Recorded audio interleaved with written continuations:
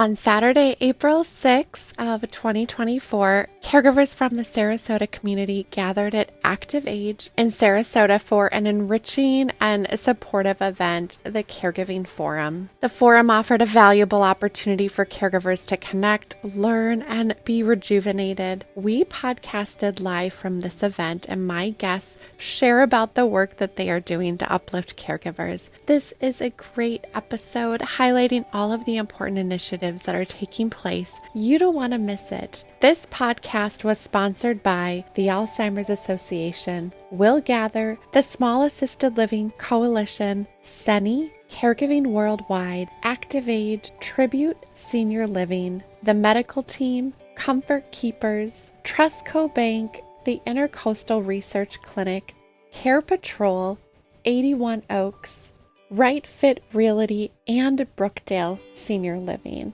Incredibly grateful for our sponsors. Here is our podcast from the Caregiving Forum. We are here live together in person, which is my favorite thing in the whole world, at the first annual Caregiver Forum in Sarasota, Florida. I have with me Deanna Vigliota and Dr. Rosemary Laird, and I'm just excited to have them share a little bit more about who they are and their background and how they're supporting caregivers. And then, we get to have a fun conversation, kind of recapping the morning that we just had. So, Deanna, thank you. Well, thank you, Nicole. I always appreciate the opportunity to spend time with you and Dr. Laird. And so this has been fabulous. It's been a morning of fun and education. I'm Deanna, as you know, with SENI, the National Sales Manager. And so whenever I have the opportunity to be in Florida and be with family caregivers and Dr. Laird and yourself and the others that contributed, it takes a village. It's just been an awesome experience, and the feedback already is great as people are leaving with their thank yous and gratefulness and the learning and the education. So it's a sunny day, inside and out. It really is, yes. And Dr. Laird. And I love that we were able to bring some sun to some family caregivers, and they really brought it to us too, didn't they? So I am Dr. Rosemary Laird, and I'm a really proud geriatrician and memory care specialist. I've been doing this a long time, Deanna, right? Like 30 years. And it's really been a joy to watch the awareness of the challenges family caregivers face from over my career, because in the past I had to tell people what a family caregiver was. And now there's all this attention, with people like yourselves and Nicole helping us, get the word out. But I think having them be here and be shown and educated about the wide range of resources in this community, Sarasota is where it's at. I was really impressed with the energy in the room and the people they were, introduced to, all focused on helping caregivers who have a really difficult path realize that they are important parts of their loved one's care. And, for myself, I got to talk about my favorite topic of all, which is caregivers taking care of themselves. And not just saying it, but giving them some ways to really make it happen despite the time constraints and challenges they face. So, from a doctor's perspective, there was a lot of healing that went on today, mind, body, spirit. And I think that's a really important role for a community to play with family caregivers, is to let them find that in their own community. So I thank SENI and everyone who put together this opportunity to bring that kind of care support to family caregivers. It was great. It was. And I love that you highlighted that, right? The mind, body, spirit. It really, truly is that. And seeing everyone together today and the different organizations and the families, knowing that we're touching on each of those components, I think is really uplifting the whole person, which is what we all strive for. Tiana, how did this come together? Like, how did this idea come to fruition, and what put you on this path of, I think you did bring us all together, so. Well, truthfully, Dr. Laird actually approached me. I'm going back by memory. I love it. Correct me if I don't have all the details, but I think we got together for lunch. Dr. Laird and myself have known each other for a number of years now, but we got together for lunch, and she loves to educate family caregivers. That's her passion, in my opinion, along with a lot of other passions. But she said to me, what do you think? Could we ever do some type of caregiver event, some caregiver health fair forum? And I knew that I can't do it alone. 2 people can't do it. 3 people can't do it. So then it was, I've had great opportunities to meet you, Nicole, who is a great networker, people like Chris Channa, his team, Angelique Johnson with Small ALF, and then we've got relationships with the Alzheimer's Association, Tribute at the Glen up in Virginia. You know, we're here in Sarasota, but while this was taking place simultaneously up in Virginia, Tribute at the Glen and our SENI team up there, and Dr. Brittany Lamb was speaking probably at the same exact time that Dr. Laird. So it, as we always say, right, I think we all believe it and we know it to be true. It takes a village, and nowadays it takes a city and town. I've added that to the list. So it's a we thing. It definitely is a we thing. And I think what I'm most proud of this event, number one, it always should be about the family caregivers first and what they take away. Our goal is to help them, but then behind the scenes, it was collaborative in nature. And I mean, kudos to Chris Channa, April McNamara, Megan McCall. I mean, they did an unbelievable job with gathering exhibitors. Kudos to you, Nicole. I mean, you got on a plane from Minnesota and took your time on a Saturday. We could go on and on, but I think it was just mutually respectful of even with family caregivers and doctors, right? Dr. Laird's here is on a Saturday. It's got to be a we thing. It's a we thing. Yeah, and I think you're so right, Deanna, and I really appreciate your jumping with such gusto to take an idea, that we talked about early on. So for me, in my doctor role, I've always seen that second patient in the room, who is the family caregiver. And nowadays, it might be a friend, it might be a partner, husband, wife, daughter, son. They're all there stepping into a role that's very unknown. It's unpredictable. It's challenging in ways none of us are prepared for. I used to teasingly ask a room of caregivers who took caregiving 101 in high school. And, obviously none of us. So as I started taking care of patients in my role, in my clinical time as a memory care specialist, I realized right away, you've got to have that family caregiver to be able to even think that you're going to be able to make a change for someone who has a diagnosis of Alzheimer's, because they need support. And so the family caregiver needs that too. But they have to know that they've got a network to reach out to.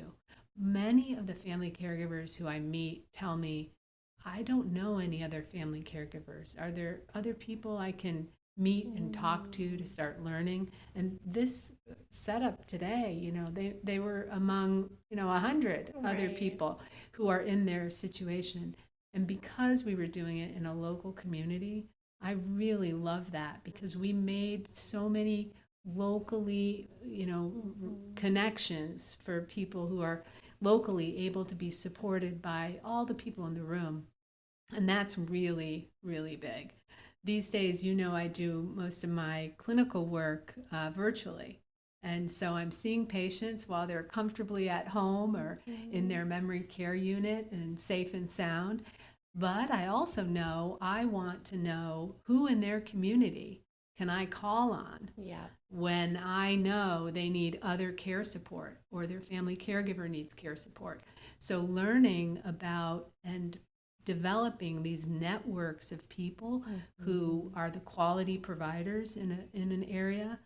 I dare say today I met a lot of the quality providers of care in Sarasota. I know them all now. And I feel much better now that I would be able to direct someone. And that's the kind of organic growth, I think, that the caregiver forum that we got kicked off today. I think that's the kind of organic growth that I think it's potential for, and is going to pay really, really high dividends for family caregivers of the future. I think so too. And when you can tap into the community and feel supported, like you said, a lot of families will say, I don't know anyone else. They feel so isolated and alone. And we witnessed today the community and the smiles. And I was, people as you were speaking and the nodding, and it's resonating with them. And I think they're able to now walk out the doors and feel more supported, more empowered in what they're doing. And if anything, they've made a new friend, right? It's really about those relationships, not only with the caregivers themselves, but for us, we build relationships with the community to have the collaboration so that we can recommend people that we look up to and value. And that's so, so helpful as we're in this space as well. Yeah, I was just going to add too.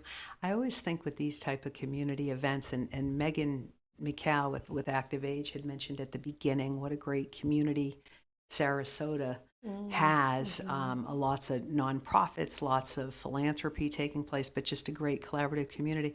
But I always say, I know just from the nods to your point, Nicole, that many, many people, caregivers, are going home today with more hope, in better moods of everything. Like, I think events like this can give people a reset. We don't know how long that reset lasts, right? Because it's challenging. But that's to me the joy out of these things is you give, and you don't even need to know. It doesn't even matter directly or indirectly who did this effect today more than others. But logic.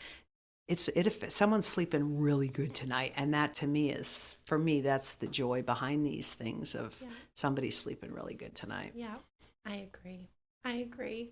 There's a community here that's wonderful, and we are live in the new ActivAge space in Sarasota, which is an adult day program in the community that will be spreading nationally. So for people listening, look for it at some point in where you are, but just the support system, being able to have all of these resources in place. And we're kind of kicking off this space and presence in Sarasota, and I'm excited about the future of that.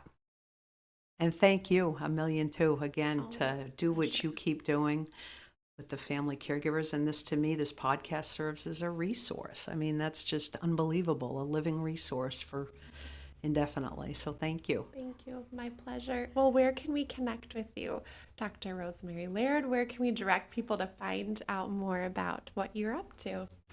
So my medical clinic, again, available to people in Florida right now, but hopefully that'll change in the near future. But you can go to the website and learn more about, it's kind of a unique offering, a doctor's clinic that's all virtual, but it's serving some really important roles for people, again, who have some mobility issues, who just prefer the privacy, or they really shouldn't be trying to get out of their safe care setting to get care. So we bring it to them. And we include the family members. Sometimes we include them from work because they haven't had to leave to transport their loved ones. So it's working really well. It's called My Memory Clinic. You can find it online at www.mymemoryclinic.org. Thank you. What a valuable option. And I know, the access to care and that health equity we talk about, and having more options like that. I'm hearing that in my work that I'm doing, just the accessibility, the ease for caregivers to participate in ways that are approachable for them. So thank you for the work that you're doing. You're welcome. It's very appreciated. And Deanna? Yeah, I would encourage people that might be challenged for caring with loved ones that have some level of urinary incontinence to go to our website, which is www.seni-usa.com. It's very robust with resources, but you can also click on the upper right corner to get free product samples. If we can help anybody out there, we'd be more than happy. And I'm on LinkedIn for other industry professionals that might be looking for resources. We're just trying to help people.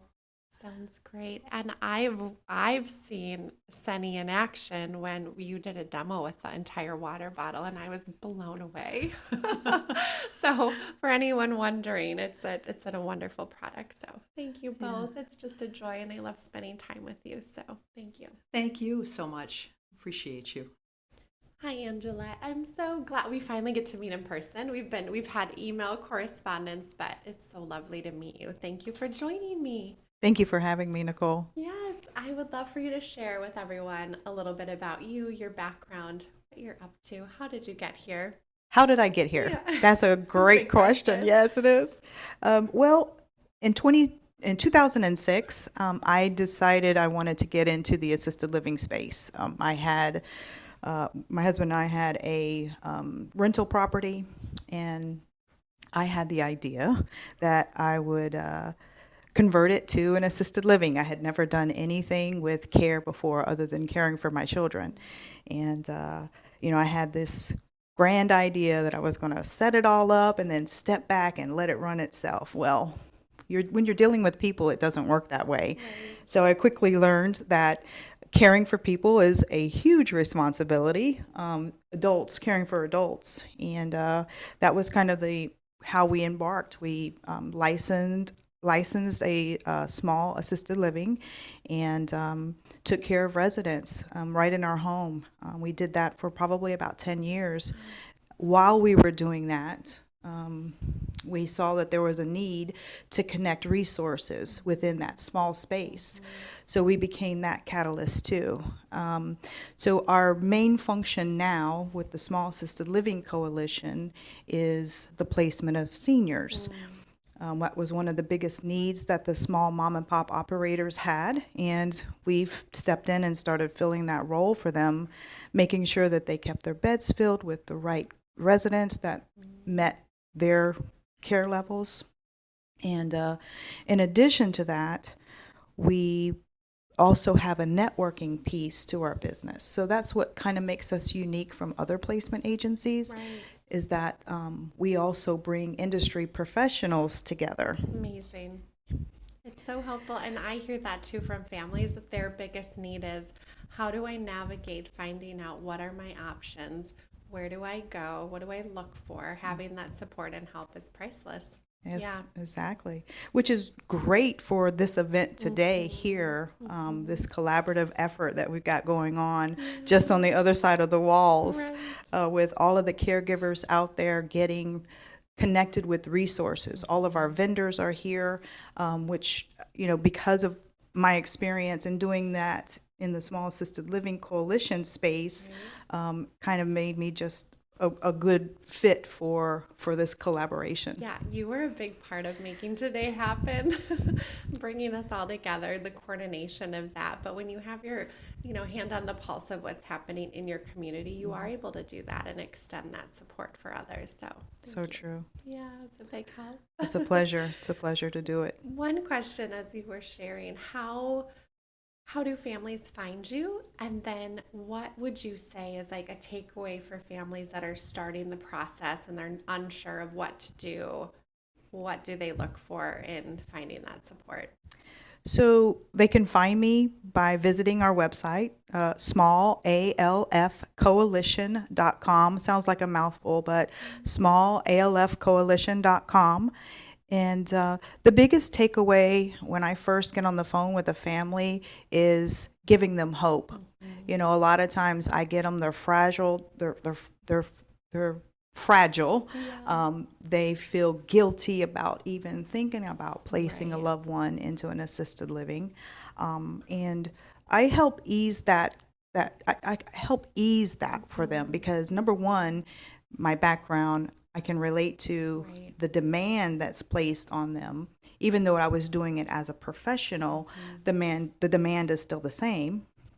So hope. I give them hope that there is a way, there are resources out here, and helping them connect to those resources. Sometimes, most often, we follow through on the placement into senior living. But then there's other times where, I think I can handle keeping mom at home if I can get this put in place and this put in place. So helping with that too is huge part of what we do. Yeah, helping them see the options. And it is the hope of someone's hearing me and I'm not so alone in this. And there are options out there, but when you have the guidance of someone that knows what that is versus trying to figure it out on our own. So huge difference. Help. Yeah.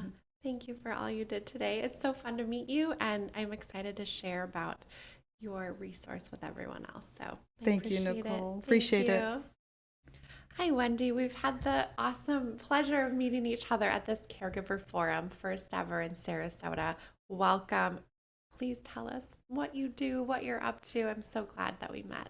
Yep, thanks. I'm glad we met as well. And thanks for inviting me. So, have you ever heard of Care Patrol? I have. Okay, Yes. but for those of you who have not, Care Patrol is a nationwide company, and we're really focused on educating families and caregivers on all the different care options, average cost of care, ways to pay for care, helping them put a plan in place so that should they ever need it, plan A is we're going to stay home forever, we're completely independent and need nothing, but we need a plan B. And what does that look like? What does it cost? And how do we do that? And so we provide this plethora of services that we help family navigate the landscape all at no cost.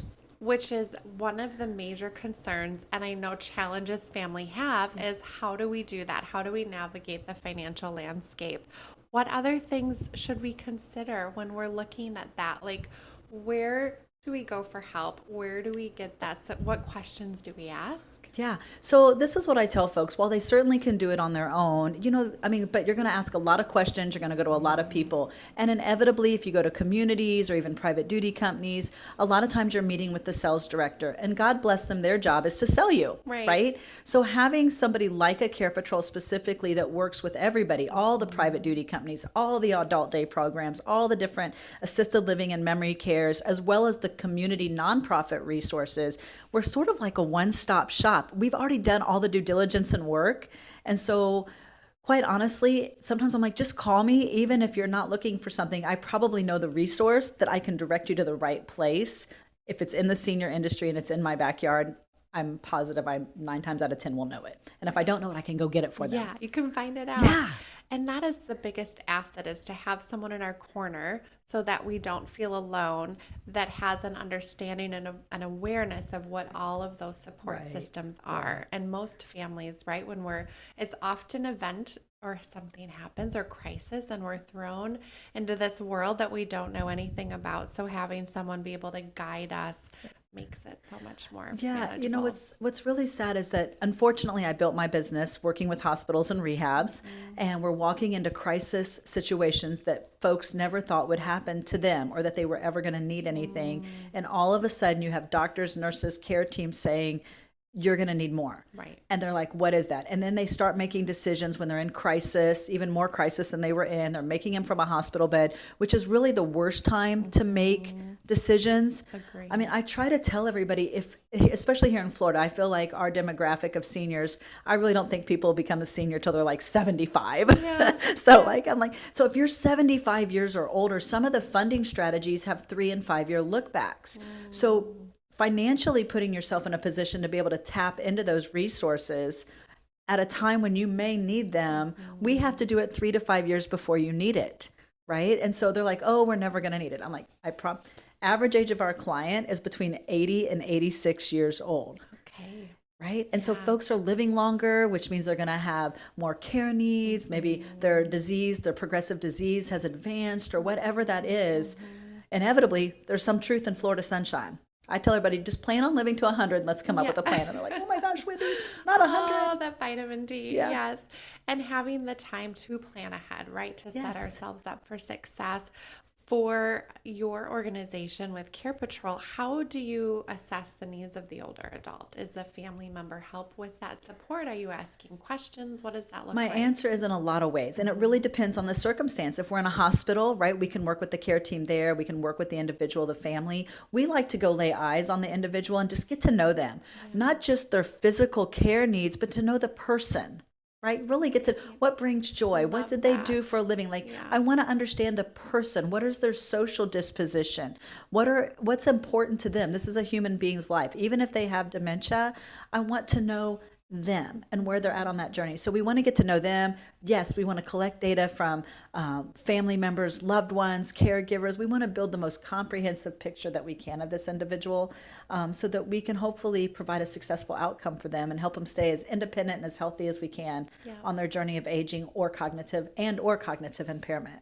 Oh, what a great perspective. And one where I think too, as an older adult or a family, we feel really valued, right? When Yeah. someone wants to get to know us, just how important that is. Yes. Yeah, to have a voice in the process. I've got a gentleman now that I'm assisting. I actually know he and his wife personally, and they were referred to me. They didn't think to call me. They're like, "Well, have you called Wendy?" And they're like, "No." So he calls, and he's in a hospital bed. Now, his wife and his daughter were out looking at communities, we're pulling in resources, and he's laying in a hospital bed. Now, this is a man who's had a phenomenal career, multiple businesses, fairly affluent. But he's been the decision maker, the backbone of this family, and now he's laying there and he can't do anything. And it's like the saddest thing to see him. And I'm like, so I go visit him, and I'm like, "All right, John," I go, tell me what you want. And he goes, "I just want to go home." And I go, "I'm not saying that it's never, but right now, today, we've got to come up with a plan B." And he goes, "I trust you with whatever." And so, but his voice got to be heard. It was so critical, so critical. And he just took my hand, and I just gave him a big hug. We cried a little bit. Terrible consultant. I do cry with, but I feel their pain, right? I feel their pain. Right. And, but then I'm able to just suck it up. I'm like, "All right, which one do you want, A or B? And let's go make it happen." And I do that. And it's, and by the way, we stay with our families forever. We go on the journey with them because we stabilize today. They may call me 6 months or a year from now, and hey, this is going on. What do I do now? Right. So we just stay with them. Right. It's just, we're there. And they can know that support is available and that Yes. they're guided the whole way. Yes. Yeah, that's huge. Seriously. That's huge. Are you seeing any new, I don't know if the word is like emerging trends or things that are happening in this landscape that yes. you're excited about? Oh, that I'm excited or about. I would say Oh. interested in? So, I was one of the founders of another adult day program, similar to the one here that we're with today at ActivAge. Yeah. And I really love, and I've always loved the idea of adult day, but something that's really fun, upbeat, engaging. And I think that, this is a fairly new concept in a lot of communities, or they have this vision with adult day that, it's for people like maybe that are low income. It was Right. always traditionally nonprofits and people's Right. garages, warehouses. And now we have these fun environments like ActivAge, like Town Square, and I'm sure there's going to be more to follow that are just fun, vibrant, upbeat, engaging, and people are just smiling. And so I would say if there's one trend, this is it. Yeah. And we're also training the caregivers to trust that they can drop their loved one off and pick them up later in the day, and they're going to be okay. It's kind of like if you've ever had children, when you take your child goes to kindergarten on the first day, and there's no way that teacher's going to be able to corral 35-year-olds, but guess what? They do, and they're safe. Right? And they may not have liked every aspect of their day, but if they had moments of happiness, moments of joy, and they had fun, then they want to go back the next day. And I think that is a beautiful picture of what adult daycare is going to do in our industry. So yes, emerging trend, adult day. Amazing. And it's the most affordable care really option. is. The most affordable care option. So if we can start getting caregivers to have this alternate way to be able to get, and it gives them respite, gives them opportunities to go do things for themselves. So that's a long-winded response, but I'm really excited about it. Yeah, I'm so glad you highlighted that because we're recording live from ActivAge in Sarasota, and it's such a beautiful, it's going to really be the staple of community for older adults, support families, along with those other providers. We look around and we see people like yourself are here, and to come together, and that has just been really beautiful to see. It is beautiful to see. So I'm excited. I hope the community will embrace it, to give it an opportunity, not be afraid of it, come see for themselves. And there again, we have the Friendship Center here locally, which, by the way, they were the first adult day program in, I believe, in the United States, but definitely in the state of Florida. And they were kind of the pinnacle adult day program. And they have multiple locations. And now we've got Town Square has a couple locations, and of course ActivAge with Chris, this is his headquarters, but he's going to be franchising and getting locations up everywhere. Like, I'm just so excited about this space. I am too. We can feel the momentum. We Yes. know that it's coming, and it's so needed. It It's is. so needed. Where can we learn more? Where can we connect with you and learn more about Care Patrol? Yep, feel free to check us out at Sarasota.carepatrol.com, Sarasota.carepatrol.com, or you can certainly just call our office. I've got 6 full-time associates. This is all we do all day long. And you can reach us at 941-237-0846. Once again, 941-237-0846. Thank you so much. You're just a wealth of knowledge, and I'm so glad you guys are here in this community. I need to come back to Sarasota. I think a lot is happening here, so Yeah, a thank lot of you. positive. Thanks for having me. Hi, Valerie. I'm so happy you could join me today. Thank you. Thank you. Tell us, okay, you are working for Comfort Keepers. I'd love for you to tell us a little bit more about you and your role and all that you're doing with them. So I am a community engagement specialist, which is boils down to marketing in a way, but my role is to connect as many people to in the community to as many resources as I have available. So I I do a whole variety of different things that surround that mission of connecting people to comfort keepers for resources as well as for care. Oh, So community engagement involves a lot of different things. And so I'm the face of the company. I'm who is out in the community teaching and conducting workshops and our memory cafes and several different things just to bring people together to us. amazing. What an incredible asset for people to have access to. I think when I talk to families, they're always like, what do I do? Where do I go? But Exactly. what a wonderful, wonderful gift to them. Can you tell us more about Comfort Keepers? What is Comfort Keepers for people listening? So we provide companion care, personal care, both non-medical, and companion transport. So in this area, transportation for elderly people and disabled people is a big challenge. So I always like to talk about our companion transport, but for the personal care and companion care, we are bringing peace of mind to caregivers, to families, and to the clients that we're serving. And that is our main goal, is to keep them safely and comfortably at home for as long as we possibly can.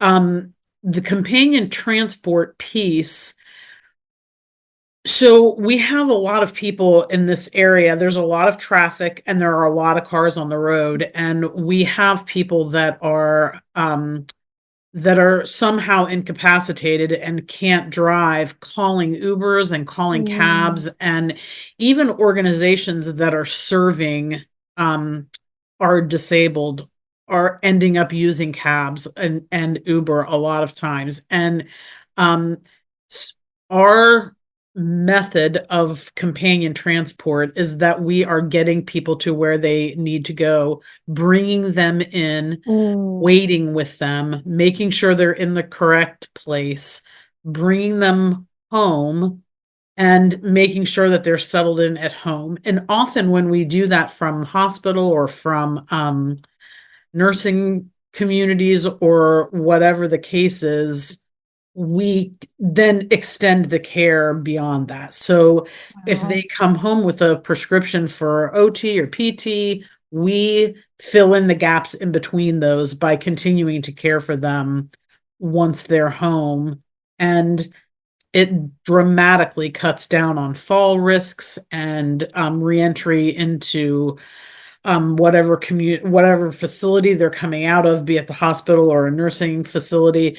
So that's a really valuable piece of what we do, and it's not something that people think about associating with a care company often. So I'm really proud of the work that we do, especially keeping people out of the hospital. Yeah. Oh, how incredibly helpful. And you brought memory cafes, elder care workshops, advanced directive days to the community through the public library system. I'd love to hear more about I this and know that's how another this thing that is I'm really helping. proud of. So, um, one of my groups is very heavily involved with our library system is heavily involved in this group, in a different division of the library system. And they connected me into the program's director for the whole system. So I have been, and because our libraries shut down because of COVID, they had no programming at all for many years. And I mean, they're just now gearing back up. And I was able to get in on the right at the foundation of that and develop all of their elder care programming. So the workshops that we've done have been kind of sporadic. Like each season, they have four seasons. Each season we just offer different workshops, and whichever library wants them signs up to get them. The advanced directives days are something that is so near and dear to my heart, and it's the first time that both of our community hospitals have come together with a library to provide anything like this. So I'm really, really proud of that. And it's really important. So we won't be executing advanced directives, of course, but we will be educating about them. And that's another really important piece of people coming in and out of the hospital. Right. Yeah, the So awareness of that. yes, absolutely. So we have that in 3 different libraries, and then our memory cafes I do one a month in each of the libraries that we're in, and that varies depending on the season.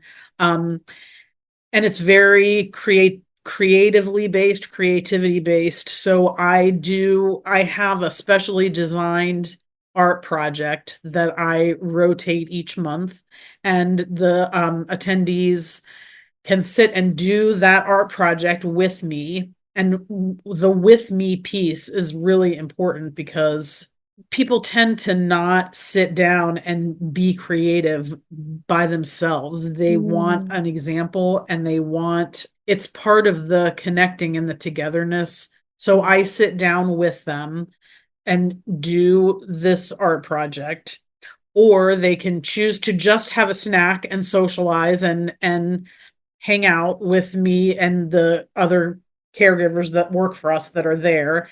And there's a resource table with the snacks, so they can gather resources on RAFT. We have a local RAFT office, AAA, the Area Agency on Aging, AARP. Whatever resources they need are on that table. And then the last table we have an art for elders program that I have started, and they can color a greeting card and send a message to another elderly person in the community that may need some extra support, or they're isolated, or they're lonely. And this was especially important a couple of years ago, but it still translates. And recently I did this Art for Elders project with the attendees of the senior supper at another hospital that's nearby, and they were able to make greeting cards for all of the people staying in the hospital. So they were so thrilled about that. So now that happened, I'll be transitioning that program a little bit so that they can give the art that they create instead of keeping it. A lot of them just don't care about keeping it, so they can give it to hospital. Like now that I have that loop closed, they can give it to hospital patients. Right, right. Oh, what an important initiative that you've undertaken. I know. I mean, it chokes me up all the time. My parents have both recently passed, and my mom and I, they were always ready to sit down with me and create. But they would never do it on their own. And we had a regular attendee at the Haymarket Gainesville memory cafe that she was a watercolor artist in her heyday, but she hadn't picked up a brush in years, even though her family asked her and asked her and asked her if she wanted to paint, but she didn't want to paint by herself. So I sat down with her and we painted, and she made these beautiful paintings after not having picked up a brush in literally years. Like since her decline started, she had not picked up a paintbrush. I Isn't know. that something? Art is so healing. It brings this I know. light out of people. It really It's does. so powerful. And doing it with them, I know Mhm. I reiterated that already, but it's a really important piece. I think we're all asking our Mhm. elders if they want to do these things, but they don't want to do it by themselves. And Right. so you can ask till the cows come home. And my parents were the same way. They would have said no over and over again. Mhm. But when you Mhm. sit down with them and do it, no matter what the end product is, it's about Yeah. the process. And Yeah. so Yeah. it's hard to And the identify that community. when you're Yeah. not with them. Right. And the socialization. I'm that way. I don't know if I'd want to sit down and paint or do artwork by myself. I mean, part of the joy in that is when you can have that be something shared. Yes, it's Have all that be about the shared. connecting. I mean, that's Yeah. what these memory cafes are about. That's the foundation of all of it. Right, right. Well, thank you for your important work supporting families and older adults It's my and pleasure. all of us. And you're making such a positive impact in your community. So we have so much gratitude for that. Thank you so much. Thank you. I have with me Adriana Holderman with Brookdale Palmer Ranch. I'm so happy you're here. So nice to meet Thank you you. so much for having me. It's so wonderful. We're here at a caregiver forum. Mhm. The response has been so fun. I think we watched people walk in and they were excited to be here. Tell us a little bit about how you're here and what you're up to, a little bit about your background. I have such a unique story. So, my why of how I got into senior living is actually my mom. I'm a daughter who has a mom who has Alzheimer's. And before I got into the world of senior living, I was actually a reporter. You'd see me, reporting from courthouses or the side of the road or during hurricanes. And that was my life for 20 years. But all of a sudden, I had my own story that was happening behind the scenes of a mother who had been there to support me all through my career, but all of a sudden she needed me. And so a 180 shift, I became a caregiver for my mom.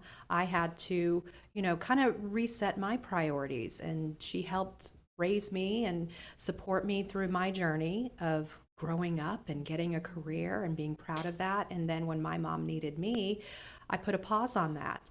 And it actually opened up a whole new world for me where I still got to inform people and I still got to help people, but just on a much more personalized level. So all of us have that kind of story.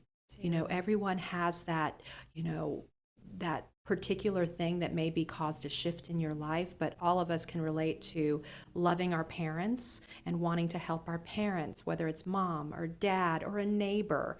So I come from a very unique background in that respect. And now I work at Brookdale Palmer Ranch, helping families that were in the exact same shoes as I was a few years back. Right. There's something so wonderful about having the firsthand experience of navigating that with your own mom and being able to look at the resource out there, know that there's help, and it changed for you, your trajectory. Yeah, well, of it your makes a career. difference. Yeah, It it does, does. because when you're in it, you can't see the forest through the trees and you feel alone. You're like, I'm the only one that's struggling with this, and we're not, but we don't know what you don't know what you don't know, Right, is the right. saying. Yes. But once you start connecting with people and you can find that connection of, you understand what I feel, you understand when I'm scared, you understand when you're confused and you're worried about making the wrong decision for your loved one. But having a community of support to say you're not alone. Let's help each other out. They talk about it takes a village for our children. It takes a village for our seniors. really It really does. Our moms and our dads. Yeah. It's just kind of a role reversal. It really does. You interact with a lot of families in the role that you're in. We struggle as family caregivers with understanding when I make that decision to transition and have a loved one maybe move to a community or receive more help. What advice do you have for them as they're starting to navigate that process? Don't be scared of it. I understand what that's like, because what I was thinking and what I hear is, am I making the right decision? And seeking help, seeking a village to support not just you and your loved one, but the entire family unit is key. You have to put your oxygen mask first, and you can't do it if you don't know the resources out there. So my main advice to families, and speaking from experience, is start seeking information early. Don't put it off. Don't think, oh, I'm fine, I don't need that right now, because you never know when a friend is going to need it, a neighbor's going to need it, your wife is going to need it. Oftentimes families say, I'm going to take care of my own, and that is wonderful, and you are still taking care of your own. But unless you have a medical background, unless you're a nurse, unless you're a dementia care practitioner, things like dementia, you can't do it alone. You need help, or you'll burn yourself out. We've seen so many times where a husband or a wife will come to us seeking things early, but then put it off, and then all of a sudden they're the ones that end up in the hospital because they had a heart attack, that they put off their own self. Taking care of their loved one, but the stress of things put them in the hospital. And then what? Then what do? You have to have a plan, and you have to seek it early.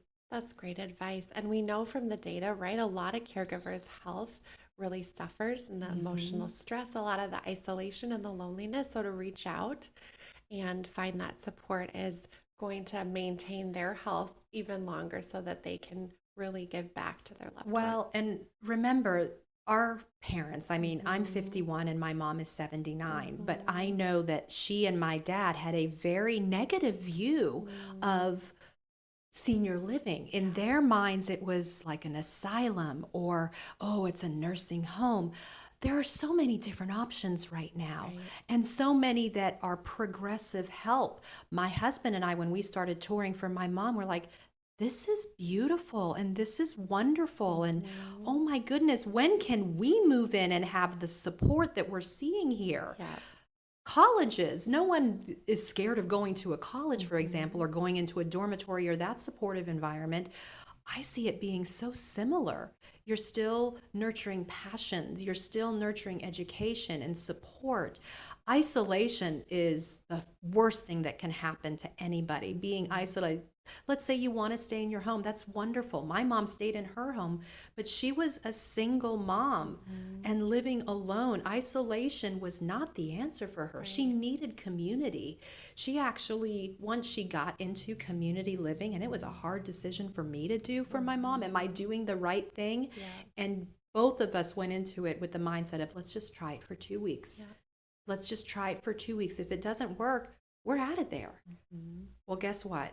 3 years later, my mom is thriving, and she has actually, for 2 years, she got to be in assisted living, and I saw my mom smiling. I saw my mom dancing during the activities. I saw her taking part in the nature walks to go see the swans. She'd be excited to see me. I'd be happy to see her.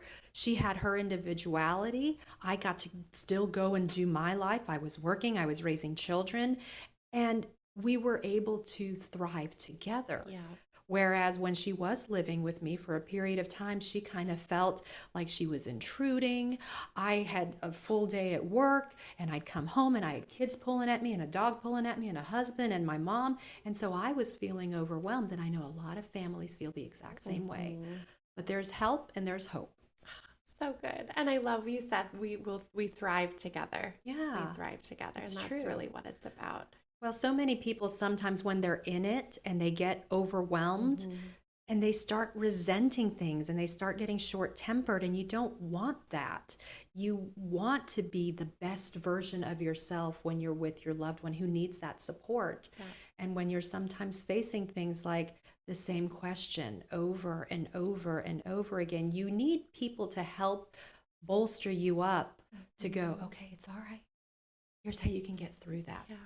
And that's what the daycares, that's what the assisted living communities, that's what the home health, that's what all of us are working together to bolster each other up. Right. This is the best pep talk we all needed to hear today. Oh, well, to help our perspective and to really yeah. grow and to give encouragement to those families. So All I I'm can say so is thankful. having walked in the same shoes and continuing to walk in the same shoes. I mean, I work in senior living Monday through Friday, but guess what? On the weekends, I spend time with my mom. So I like to say I'm kind of surrounded by it 7 Right. days a week, but even I get a break from my caregiving.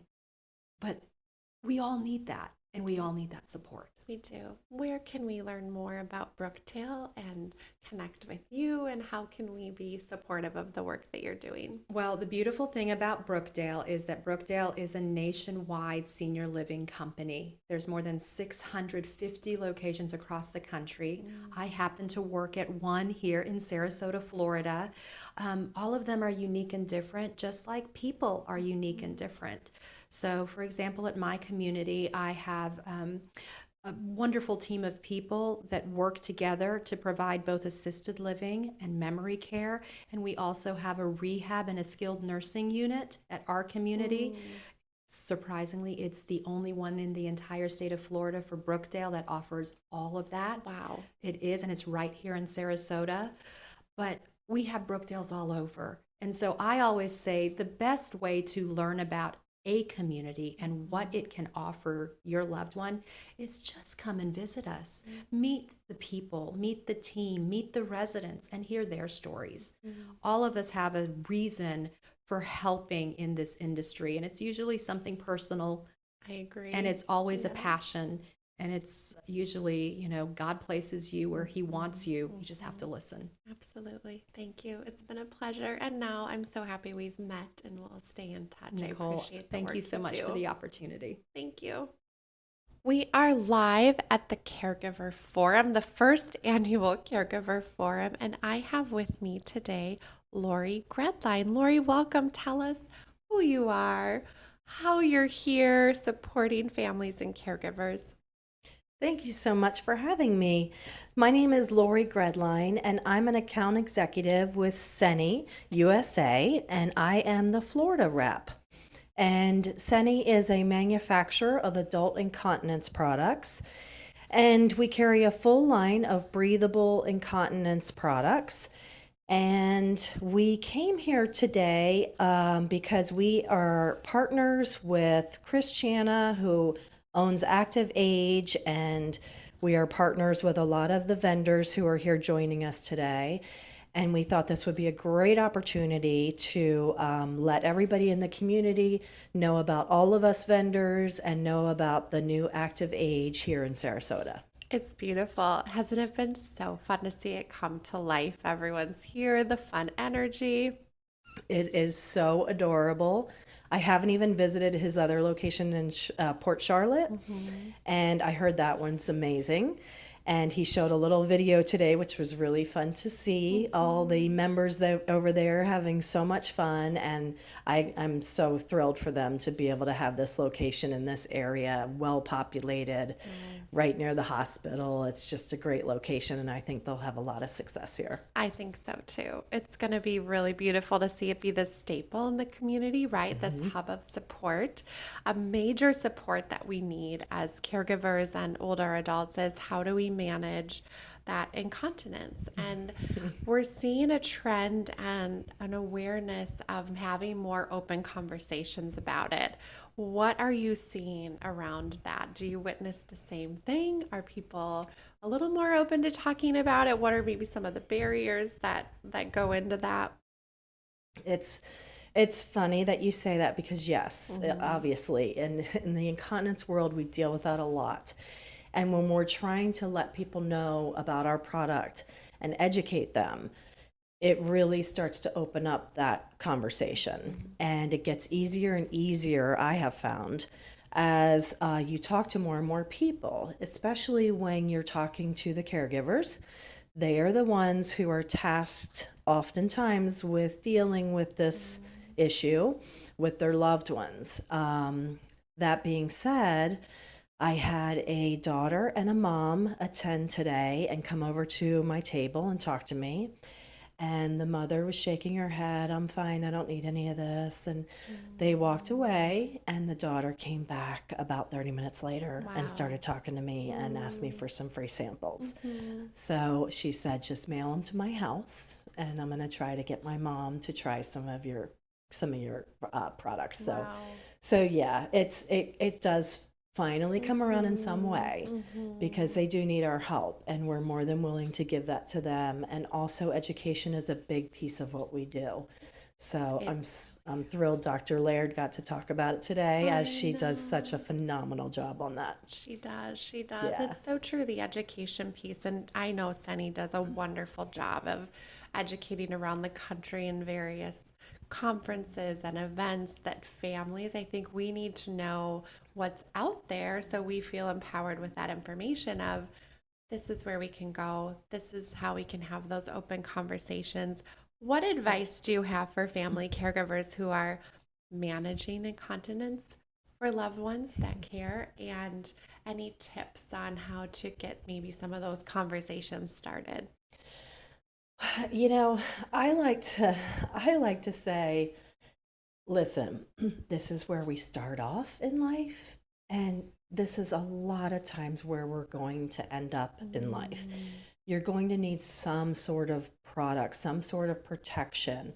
You know, these younger folks, you're talking about women who have babies and post labor, they're wearing lady liners, they're wearing something for a little protection post surgery or whatever.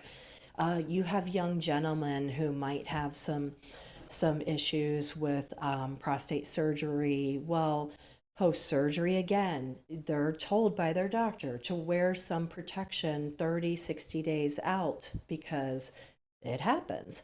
So if they're in the know about these things, it really does start to take the stigma off. So knowing at it, even at a younger age, like I said, that really does help, because, you know, then when they're starting to maybe take care of their loved ones, their adults, their adult parents, their grandparents, it's not such a bad topic anymore. It's not such a scary topic or embarrassing, you know. So yes, we absolutely want to try to take that stigma away as much as we can.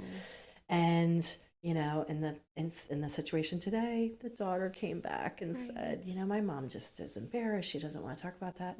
I said, of course, I totally understand that. But it is what it is. We still have to just do a lot of education around it. And, you know, I love Dr. Laird because she really brings the humor in, and people like that just make it so much easier for you to talk to them about it. So yeah, it's really education. I can't say it enough. You know, the more you talk about it, the less the stigma is there. It comes down. Yeah.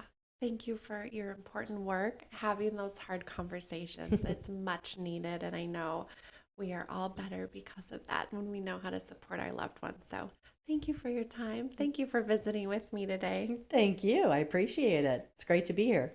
Are you looking for more support and community? We sure are. That is why I'm so happy to highlight one of my favorite podcasts in the caregiving community, Confessions of a Reluctant Caregiver, hosted by my friends and sisters Natalie Elliott Handy and JJ Elliott Hill. They offer a unique blend of personal storytelling, expert advice, and candid conversations that shed light on the real-life challenges and triumphs that caregivers face.